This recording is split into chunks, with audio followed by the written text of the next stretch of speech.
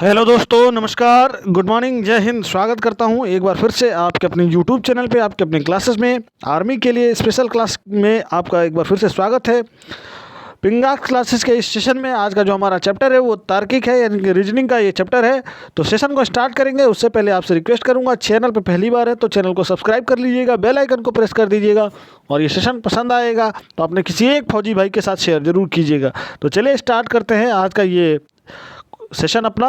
बहुत ही शानदार प्रश्न होने वाले हैं, 10 प्रश्नों का ये सेट है। दीजिए, पहला प्रश्न है आपके सामने। पहला प्रश्न, दिए गए कथनों और निष्कर्षों को ध्यान से पढ़ें। यह मानते हुए कथनों को में दी गई जानकारी सही है, भले ही यह सामान्य रूप से ज्ञात तथ्यों से भिन्न हो। यह तय करें कि दिए गए निष्कर्षों में से कौन सा कथन तार्किक रूप से अनुसरण करता है।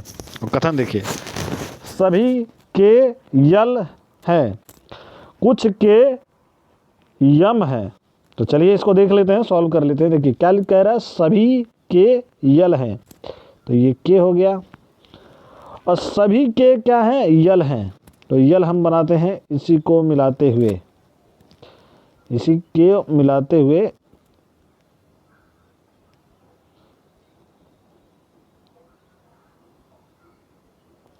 ठीक है।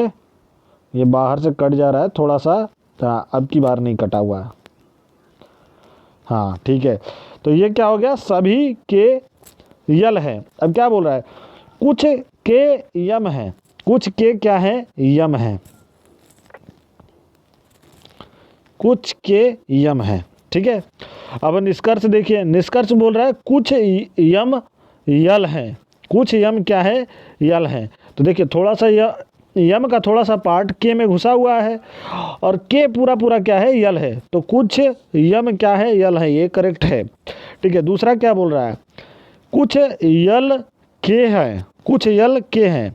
तो कुछ यल जो है के है, क्योंकि पूरा यल तो के हो नहीं सकता, क्योंकि पूरा के भले यल हो सकता है, पूरा यल के नहीं हो सकता। तो कुछ यल क्या है, के है, ये भी सही है।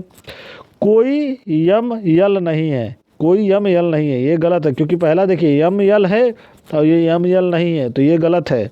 जब है तो नहीं है तो कोई बात ही नहीं होता है। तो अब इसका निष्कर्ष अनुसरण देखिए, अनुसरण देखिए, केवल निष्कर्ष 1 और 3 अनुसरण करते हैं। ठीक है, दूसरा केवल निष्कर्ष 1 अनुसरण करता है। तीसरा केवल निष्कर्ष 2 अनुसरण करता है, और चौथा केवल 1 और 2 अनुसरण करते हैं। तो सही आंसर क्या है, पहला और दूसरा अनुसरण करते हैं, यानी पहला और दूसरा सही था। तो हमारा सही आंसर क्या हो जाएगा, ऑप्शन डी। जिन लोगों ने मार्क किया होगा ये ऑप्शन डी बिल्कुल करेक्ट है। चलिए अगला प्रश्न देखेंगे।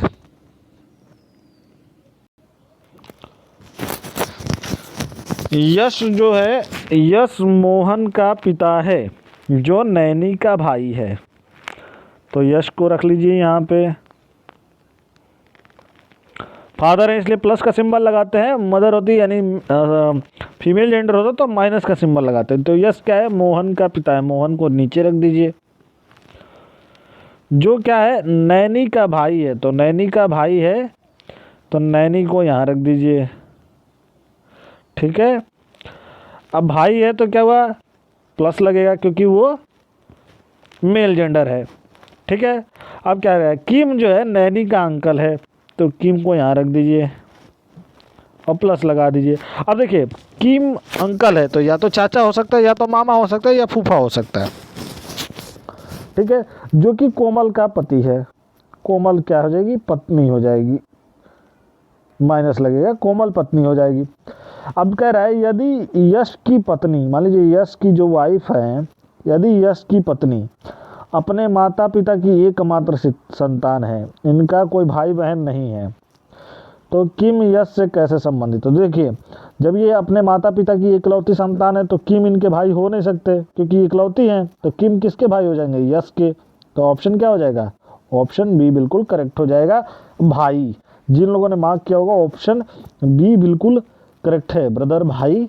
चलिए अगला प्रश्न देखेंगे।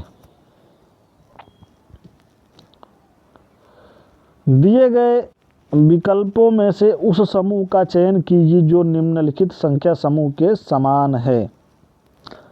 देखिए क्या कह रहा है, 5 4 41, तो क्या हो जाएगा 5 5 25 और 4 चौको 16, तो कितना हो गया 25 और 16 कितना हो जाएगा 41। यही चेक करना है हमको कि है कि नहीं है। तो देखिए ऑप्शन डी से ही चेक करिए, हमको दिख रहा है 99 81 और 7 9 7 7 49, तो कितना हो जाएगा 49 और 81 130। तो सही आंसर क्या हो जाएगा आपका ऑप्शन डी। सही आंसर क्या हो जाएगा ऑप्शन डी 9 7 30। बहुत ही शानदार प्रश्न है, आपको लॉजिक चेक करना रहता है। चलिए अगला प्रश्न देखते हैं। एक निश्चित कोड भाषा में फ्रॉड को UIZFW लिखा जाता है, उसी भाषा में ग्लेयर के लिए कोड क्या होगा। तो जहाँ तक मुझे दिख रहा है ये अपने अपने कैरेक्टर का उल्टा है। जैसे देखिए ए का उल्टा क्या होता है, ए का उल्टा होता है जेड, ठीक है ठीक है। ए के बाद ए के पहले क्या है एफ और आर है, और ए के बाद क्या है यू और डी है।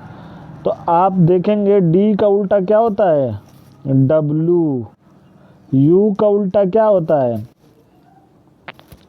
एफ, आर का उल्टा क्या होता है आई, और एफ का उल्टा क्या होता है यू। देखिए एफ का उल्टा यू यहाँ पे भी है, तो UIZFW। उसी तरह ग्लेयर का हमें चेक करना है, तो ग्लेयर का लिख लीजिए GLAIR। अब देखिए जी का उल्टा क्या होता है, जी का उल्टा होता है टी, यल का उल्टा क्या होता है, यल का उल्टा होता है ओ, ए का जेड, आई का आर और आर का आई। TOZRI क्या ये ऑप्शन में है? जी हाँ, ऑप्शन सी बिल्कुल करेक्ट है जिन लोगों ने मार्क किया होगा। TOZRI जिन लोगों ने भी मार्क किया होगा ऑप्शन सी बिल्कुल करेक्ट है। चलिए अगले प्रश्न की तरफ बढ़ते हैं। जिन लोगों ने अभी तक लाइक नहीं किया होगा लाइक कर दीजिएगा, कमेंट कर दीजिएगा, और 1+ मैंने टारगेट दिया है आपको अपने फौजी भाइयों को शेयर करने के लिए, तो फटाफट शेयर कर दीजिएगा। देखिए अगला प्रश्न देखते हैं।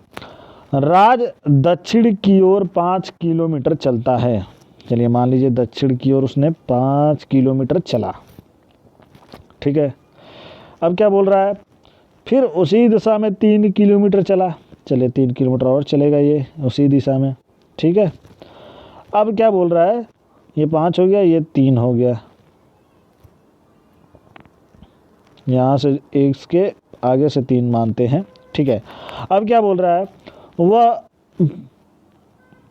वह पूर्व में 11 किमी चलता है। अब मान लीजिए वो 11 किमी पूर्व की ओर चलता है, ठीक। और वो फिर बाएं मुड़ता है, वो अपने बाएं मुड़ेगा और 2 किलोमीटर चलेगा, 2 चला। वह अपने शुरुआती बिंदु से किस दूरी पर है? तो 3 में से ये 2 निकल गया और शुरुआती बिंदु से यहाँ पे वो है, ठीक है। तो देखिए 5 इधर चला, 3 इधर चला, 2 इधर चला, 11 इधर चला। तो अब ये क्या है, 3 में से 2 निकल गया तो 5 1 6 बच गया, क्योंकि 2 तो वो अपने आ गया है, तो 6 चला इधर, तो 6 देखिए 6 का कितना हो जाएगा 36 प्लस कितना 11 का 121, तो कितना हो जाएगा, इसको आप करेंगे तो 12.52 किलोमीटर। ऑप्शन सी बिल्कुल करेक्ट है, जिन लोगों ने मार्क किया होगा ऑप्शन सी बिल्कुल करेक्ट है। चलिए अगले प्रश्न को देखेंगे। उस विकल्प का चयन करें जो दी गई आकृति संबंधित है। आकृति आप देखते जाइए, मैं इसको आगे बढ़ा रहा हूँ। आपका ये वाला आकृति जो है संघनित कौन किससे है? ऑप्शन ए देखिए, ऑप्शन बी देखिए, ऑप्शन सी देखिए और ऑप्शन डी देखिए। तो सही आंसर क्या होगा? सही आंसर होगा आपका ऑप्शन सी। सही आंसर होगा ऑप्शन सी। चलिए नेक्स्ट प्रश्न की तरफ बढ़ते हैं।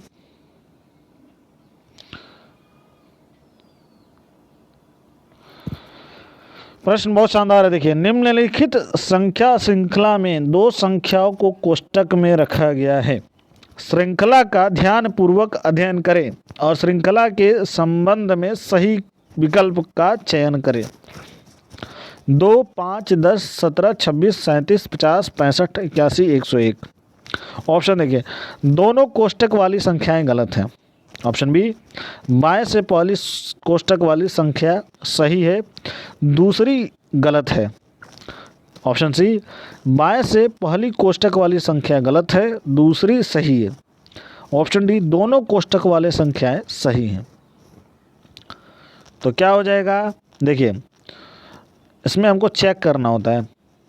चेक क्या करना है? देखिए, 2 में क्या बढ़ा? 3, 2 में 3, फिर 5, फिर क्या बढ़ा? 7, फिर क्या बढ़ेगा? 9। तो देखिए 9 बढ़ा तो कितना हुआ? तो 17, 3, 20, 6, 26 करेक्ट है, यानी करेक्ट है। ठीक है। अब देखिए 9 बढ़ा, उसके बाद क्या बढ़ेगा? 11। तो 26 + 11 37। उसके बाद क्या बढ़ेगा? 11, 13। जितनी विषम संख्याएं बढ़ती जा रही हैं, तो 37 और 13 50, फिर 15, 50 और 15 कितना? 65। अब क्या बढ़ेगा? 17। तो 65 और प्लस कितना? 17, तो कितना हो गया? 7, 5, 12, 6, 1, 7, 1, 8, तो हो गया 82। लेकिन यहाँ क्या दिया है? यहाँ दिया है 81। तो क्या है? गलत है। पहला सही, दूसरा गलत। तो क्या हो जाएगा? बाएं से पहली कोष्टक वाली संख्या सही है और दूसरी गलत। तो सही आंसर आपका हो जाएगा ऑप्शन बी। जिन लोगों ने भी मार्क किया होगा, ऑप्शन बी बिल्कुल करेक्ट है। चलिए अगले प्रश्न की तरफ हम बढ़ते हैं।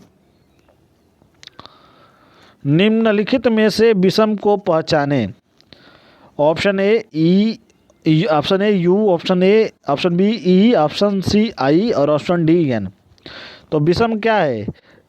ए E I O U, A E I O U. देखिए यू क्या है?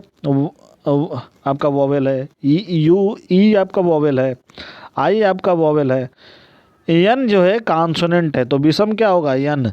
सही आंसर हो गया आपका एन। ठीक है। जिन लोगों ने भी मार्क किया होगा, ऑप्शन डी एन बिल्कुल करेक्ट है। चलिए अगले प्रश्न की तरफ बढ़ेंगे। प्रश्न नंबर 9 की तरफ चलते हैं। निम्नलिखित में से विषम को पहचानें। ठीक है, निम्नलिखित में से विषम को पहचानें। 167, 256, 225 और 196। तो सही आंसर क्या होगा? आपका ऑप्शन है। कैसे? 256 क्या है? 256 16 का स्क्वायर है। 16 × 16 इक्वल टू क्या? 256। ये क्या हो जाएगा? 15 × 15 × 225। और ये क्या हो जाएगा? 14 × 14 गुणे कितना? 196। लेकिन 167 क्या है? वो किसी का स्क्वायर नहीं है। तो सही आंसर आपका ऑप्शन ए बिल्कुल करेक्ट है। चलिए प्रश्न नंबर 10वां, आज के दिन का आखिरी प्रश्न। एक पैटर्न के साथ एक वर्गाकार पारदर्शी शीट दी गई है। 4 विकल्पों में उस विकल्प का चयन करें जो उस पैटर्न को दिखाता है जब बिंदीदार रेखा पर पारदर्शी शीट को मोड़ दिया जाता है। एक पैटर्न के साथ एक वर्गाकार पारदर्शी शीट दी गई है। 4 विकल्पों में से उस विकल्प का चयन कर जो पैटर्न को दिखाता है कि बिंदीदार रेखा पर पार्श्व कैसे मोड़ दिया जाता है। देखिए आपका ऑप्शन, देखिए ऑप्शन ए भी देखते जाइए। ऑप्शन में बढ़ाते जा रहा हूँ नीचे। Option A, option B, option C और ऑप्शन डी। तो सही आंसर क्या हो जाएगा आपका? सही आंसर आपका हो जाएगा ऑप्शन